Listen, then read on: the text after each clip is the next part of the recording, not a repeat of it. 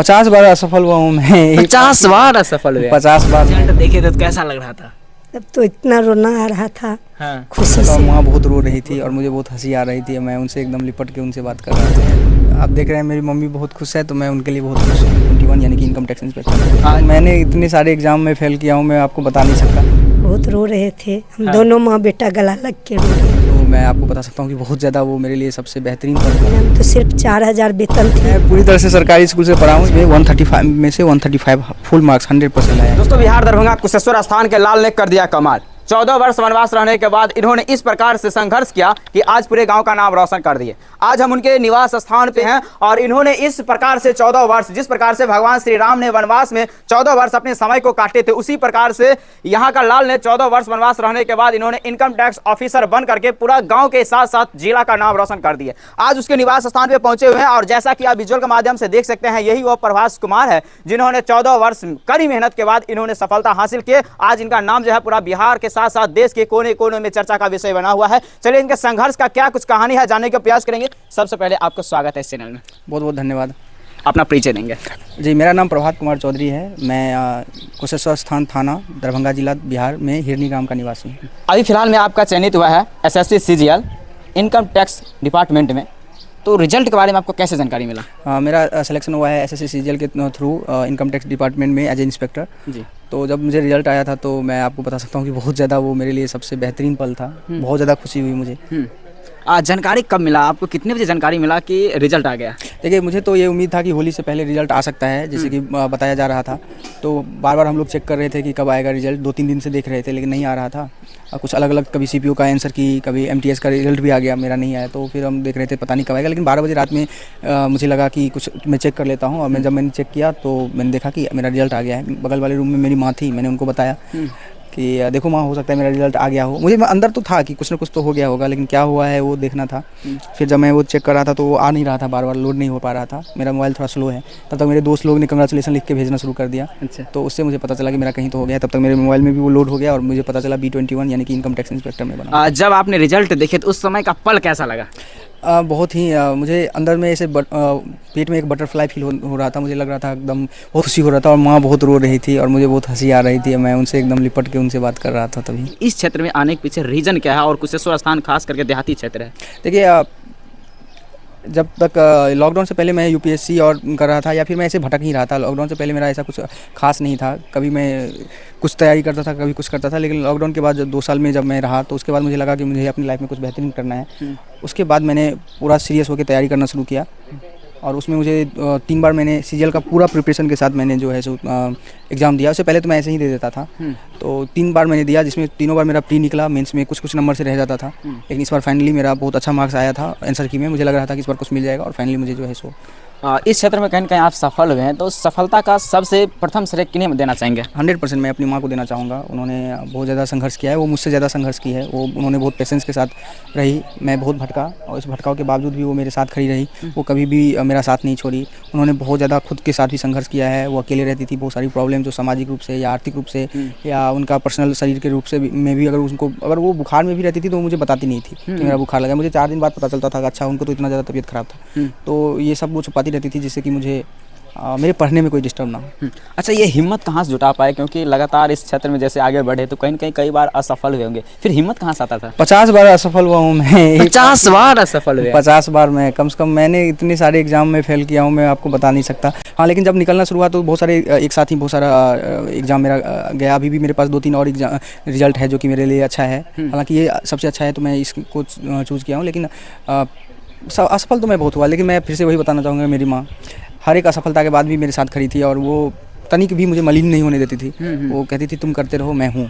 अच्छा, इंस्पेक्टर जो होता है इनका महत्व क्या है? देखिए, इनकम टैक्स आज के डेट में आप ऐसे समझो कि कोई भी देश चल रहा है तो वो टैक्सों से चल रहा है। उसमें सबसे इंपॉर्टेंट होता है आपको डायरेक्ट टैक्सेस, उसके अलावा कॉर्पोरेट टैक्सेस। ये दोनों ही को सही से सुगमता से हो, इसका जिम्मेवारी CBDT को होता है, यानी central board of direct taxes. उसके तहत ये जॉब है इनकम टैक्स इंस्पेक्टर का। और CBDT आप इस सबसे समझ गए होंगे कि ये मिनिस्ट्री ऑफ फाइनेंस के अंदर में आता है। और इसका काम मेनली ये होता है कि जो लोग टैक्स दे रहे हैं उनका जो है सो उनके लिए सुगम हो। और इसके बाद अगर कोई फ्रॉड करने की कोशिश कर रहा है टैक्स संबंधित तो उसको जो है सो ऑडिट करना, उसका इन्वेस्टिगेशन करना, ये भी काम हमारा है। अच्छा, इनकम टैक्स इंस्पेक्टर बनने के लिए पढ़ाई के लिए कौन कौन सा बुक पढ़ना पड़ेगा या किस क्लास उत्तीर्ण होने के बाद इस क्षेत्र में जाएंगे और इनका फॉर्म भरेंगे? देखिए, अगर आपको इनकम टैक्स इंस्पेक्टर बनना है तो आपको सबसे पहले ग्रेजुएशन के बाद एक स्टाफ सिलेक्शन कमीशन होता है एसएससी, उसका एक कंबाइंड ग्रेजुएट लेवल एग्जामिनेशन होता है। तो वो एग्ज़ाम का फॉर्म भरना पड़ेगा। वो भरने के बाद आपको सबसे पहले उसका प्री होता है। प्री आप क्वालिफाई कीजिएगा तो प्री के बाद मेंस होता है, और मेंस के क्वालिफाई करने के बाद आपको पोस्ट प्रेफरेंस फॉर्म भरना पड़ता है। उसके बाद रिजल्ट का इंतजार कीजिए, अगर आपका जो भी मिलेगा पोस्ट प्रेफरेंस के हिसाब से वो आपको जॉब। कितने साल इसमें संघर्ष करना पड़ता है?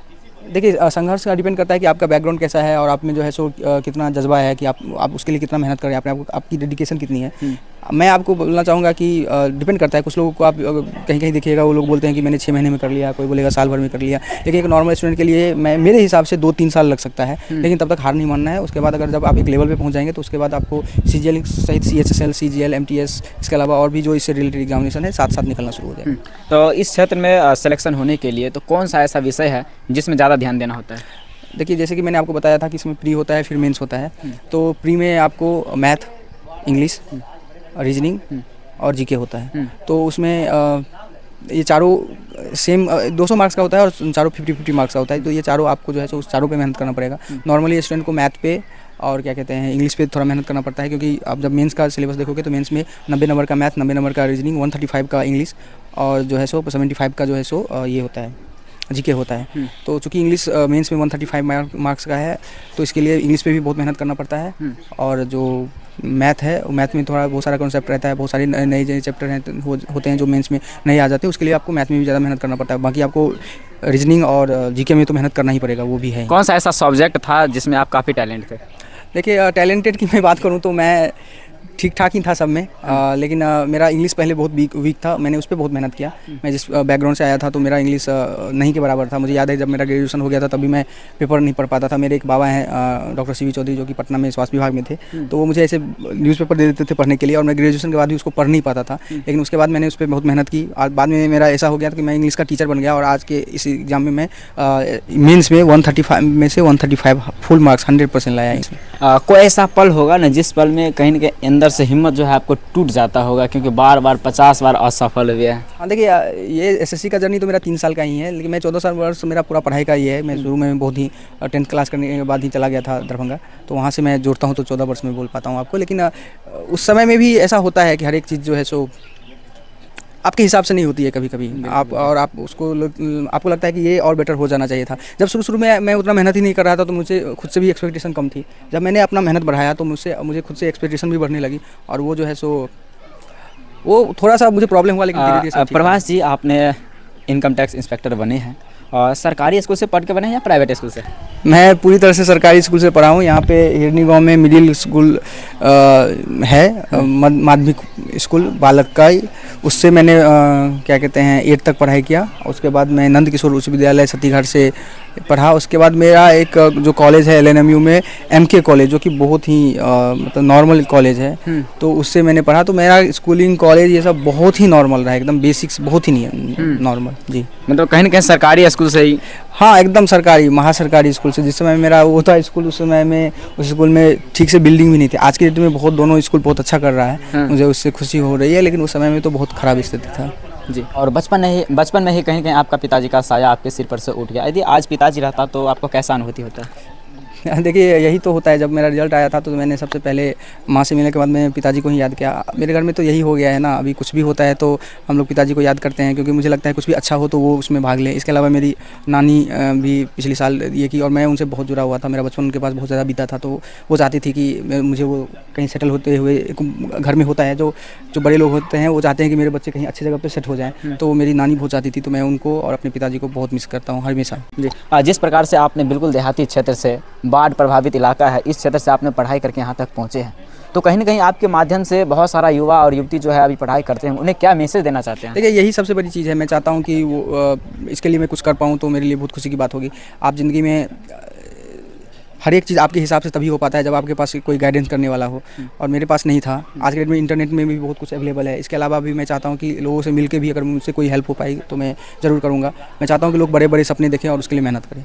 कहीं न कहीं लोग बोलते हैं सफलता के पीछे एक नारी का हाथ होता है, ये कहाँ तक सच है? 100% है, इसमें तो कोई दोहराई नहीं है। मेरी तो नारी और शक्ति सब जो है सो मेरी माँ है, वो मेरे लिए भगवती हैं, मेरे लिए सरस्वती हैं, सब वही हैं जी।